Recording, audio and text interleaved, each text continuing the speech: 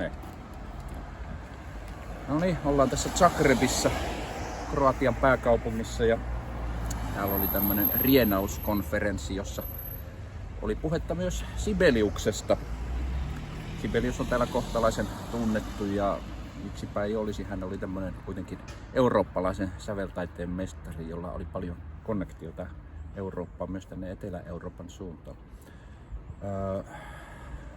Mulla ei ole ihan tietoa, milloin täällä on viimeksi paikallinen sinfoniaorkesteri Sibeliusta soitellut, mutta kyllä se Sibelius tänne kuitenkin monella tapaa nimensä on jättänyt.